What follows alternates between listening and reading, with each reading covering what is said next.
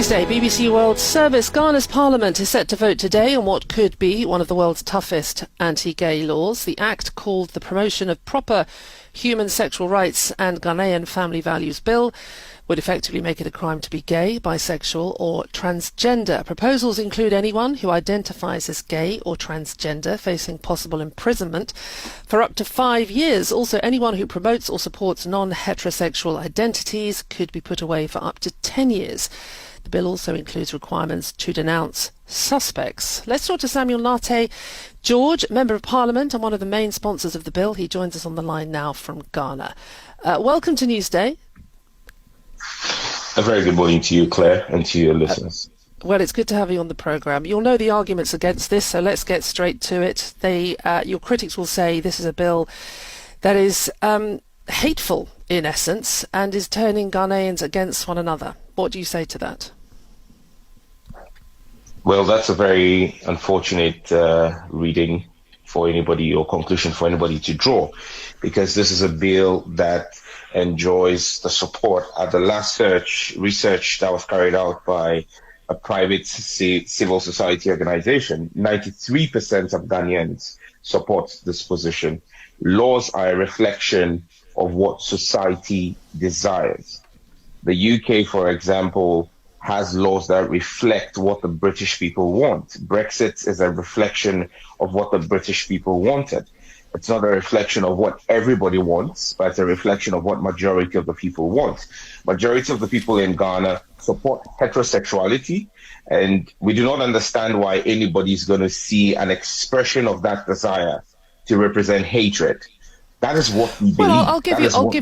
Well, let me give you one example then, because one of the ideas in the bill is conversion therapy for people who may be gay, bisexual or transgender. The UN says conversion therapy is torture. Do the majority of Ghanaians support that? Well, again, that's a question of both things. I mean, and that's the interpretation that you're putting on it. In the bill, you don't see us say we're offering conversion therapy. Nowhere in the bill is that. You are suggesting conversion therapy. What we discuss in the bill, or what is offered in the bill, is approved medical treatment that is approved by the Ghana Medical Association. And that is the standard in Ghana. The Ghana Medical Authority and Ghana Medical Association approves all medical treatments that are given. So in the bill, there is no talk of conversion what is therapy. That if not conversion therapy against the will of the people who may be gay, bisexual or transgender?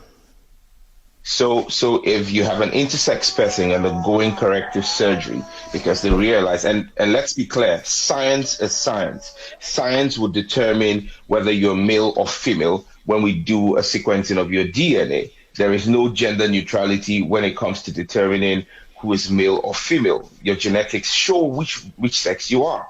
And so if you're an intersex person, for example, and there is corrective surgery to help make your dominant gene reflective in your sexual orientation, how then is that seen to be conversion therapy? Well, because you're going against international law, though, aren't you? If the UN says this is torture, then that is what you are doing. Claire, you are going against international definitions. Claire, the UN has not said approved medical treatment is torture. You are saying so. The UN does not determine what is medical treatment in Ghana. Ghana is governed by its own laws, not by the UN. And let's be clear, the UN has not made homosexuality a human right. The UN has not had any votes in the General Assembly. In fact, the Ghanaian government has had the occasion to say to the homosexual cabal, if you want to have a vote on this, table it before the UN General Assembly and let us have a vote on it. And then we will be guided by it. But to come in through the window and say that the UN has banned a conversion therapy, nowhere in our bill does the bill talk about conversion therapy. Okay, is the Pope wrong then? The Pope Francis said last year that he thinks same-sex couples should be allowed to have civil unions. He said homosexual people have the right to be in a family. They are children of God and have the right to a family. The head of one of the largest Christian faiths in the world. Is he wrong? Well, the Pope has expressed his opinion. The Catholic Church has not taken a definitive decision on that. And let me give you a typical example. The Methodist Church in the UK has said that they're going to allow for gay marriages and all. The Methodist Church of Ghana has disassociated itself with that decision. We are not under that. We're not going to be bound by the decision of that church. This bill is supported by the Catholic Bishops' Conference of the Ghana. Bible, Genesis 1:27 says, God created man in his own image. In the image God, he created him, male and female. He created them. If he created man and woman in his own image, then he created homosexuals, bisexuals and transgender people too, didn't he?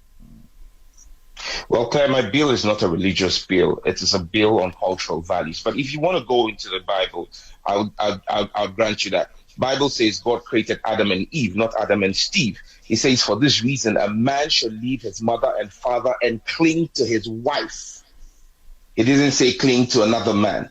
And so if you want to read the Bible, don't read just one part of it.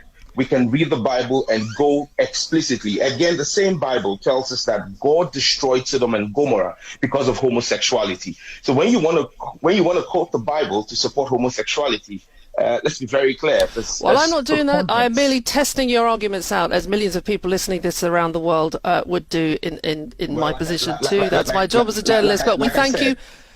We thank you very much for joining us on Newsday. Samuel Nati George, Member of Parliament in Ghana, one of the main sponsors of